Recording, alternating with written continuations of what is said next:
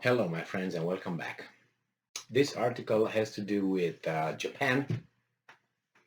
I will not go over my affinity for the Japanese culture and all of that. I love Japanese culture. I practice martial arts for uh, more than 2 decades and all that. So I have no, how should I say, negative bias towards Japan. But when Japan does something stupid, I will call Japan out on that. So I think that Japan, not Japan as a country, but its leaders, not the people, its leaders. But unfortunately, in a democratic system, and not only in a democratic system, the leaders are coming from the people, from the nation. So they belong to the nation. So yeah, you elected them, but they're still Japanese. Could be crooked Japanese, but it's still Japanese. Nevertheless, it seems like they don't do what they used to practice. And nevertheless, as we know, Japan was involved in the Second World War on the side of the Axis powers, which was Germany and Italy and other ones around there. So it was what Tokyo, Rome, and Berlin. So a lot of war crimes were committed by Japan, by its uh, warriors, let's call it this way, military personnel. They were tried by ally courts of justice. They were some of them were hanged, like the Nuremberg trials with the German leaders of those times from the Second World War. So I don't know if you're aware, but the the German leaders from Nuremberg, from the Nuremberg trials, they were hanged. They were cremated, and their ashes were dispersed in some river over there, if you remember correctly. So you don't have a shrine or anything to go and do anything like that. It was Rudolf Hess who died, or who was helped to die.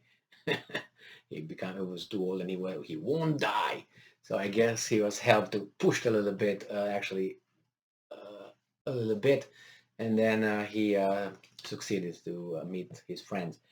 He was buried somewhere, and then they dishumed him from there and put him a different place so it doesn't become a pilgrimage place, like for instance Romul's burial place in a cemetery, but Rommel was considered kind of like a okay guy, so was not pushed aside or hidden. So we have here an article from Yahoo News from Wednesday, April 20th, 2022, and the title is Japan Prime Minister Kishida sends offering to controversial shrine for war dead. It's the Yasukuni shrine in Tokyo. Now it's for war dead, but according to the information provided by this article, there are some war criminals, 14 Japanese wartime leaders convicted as war criminals by an allied tribunal, and they are already also buried there somehow. So yeah, there are a lot of 2.5 million war dead honored there as well. But the thing is, those guys are over there too. So imagine that. Let's say we have that bad dude with the mustache from 1930s and early 40s. Let's say he wouldn't have been whatever happened to him. Let's say he would have been just hanged and then buried somewhere, and he would be buried in a military cemetery. Do you think that would be possible? And you would have over there Rudolf Hess as well. You would have I don't know Goering, and you would have Keitel, and you would have Jodl, and you would have Goebbels too. You know what I mean? Bormann, and the list can go on and on. And imagine you would have all those people over there, and together with them there would be the ashes or bones of, let's say, 3 million German soldiers from Wehrmacht and Luftwaffe and SS and all that buried over there, and Gestapo. Let's put them over there too.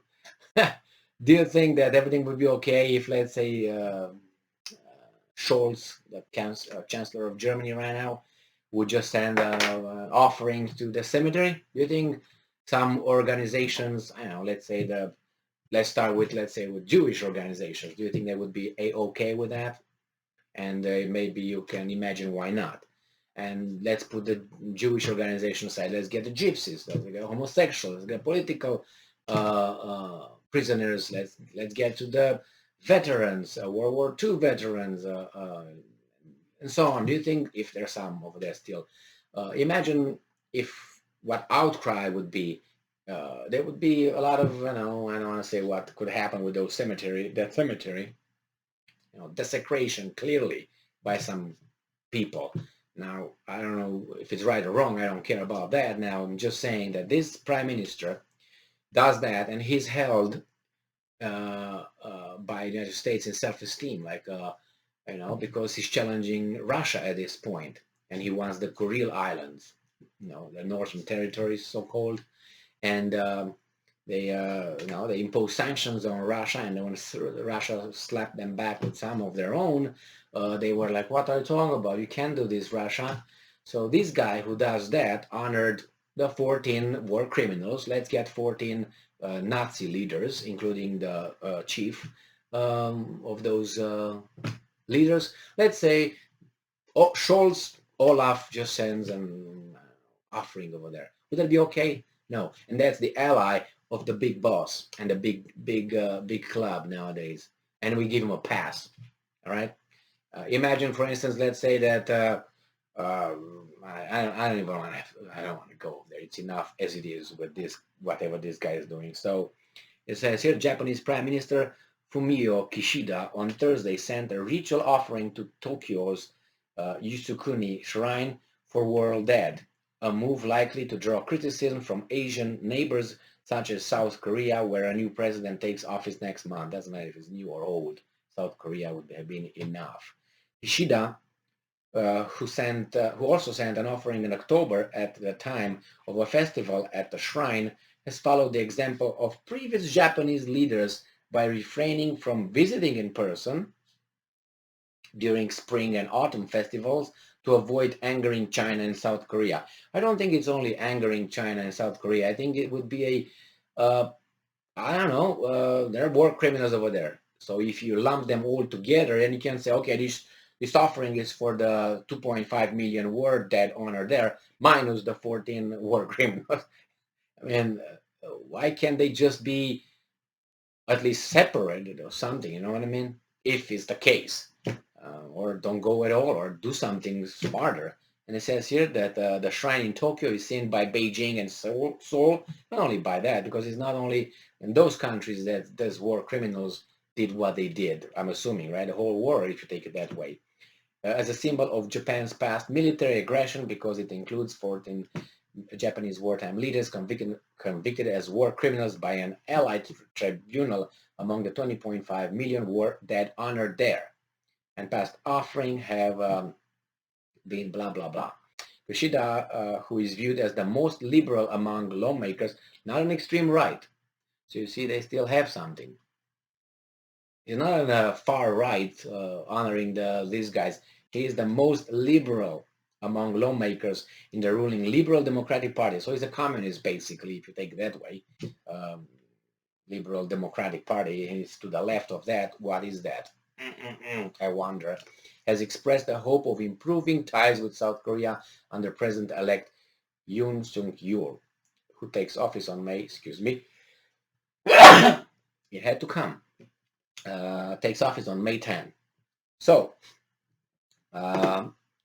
these are US's allies, right? This quasi, I would say, communist guy to the left of his Liberal Democratic Party. And he's going and sends offerings to this cemetery with those 14 war criminals. convicted war criminals. It's not like it's alleged. So you see, the same with United States is alliance, if you want to call it, affinity for Saudi Arabia, which has a allegedly brutal regime and all that. But since they are our allies because we do dealings with them, that's okay. But then you call, I don't know, Hungary a dictatorship because we don't like Orban. I mean, you make a little bit of comparison between Hungary's Orban, or you want to take even Russia, Putin's Russia, and compare that with Saudi Arabia, or compare that with this Japanese prime minister who's doing what he's doing, and he's far left, and far left goes to the communist. How many crimes were under the communist rules on this planet? More than 100 million. More than the Second World War and those regimes from the 30s and 40s. But nevertheless, Mao is still okay, it seems like, right? And certain people in Soviet Union are still okay. Anyway, you know what I mean. Uh, these are our allies, so that's why it's not allies. Is people that we can use, states. Vassal states. That's what they are. We use them now. We don't like them. We don't like them tomorrow. We don't need them.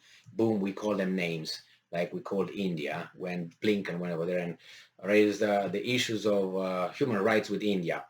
And India looked at the foreign minister looked at the Blinken and said, "You don't lecture us about human rights. We know what we're doing here." And Blinken was like, "Oh, okay, I go home now. Thank you. Take my toys."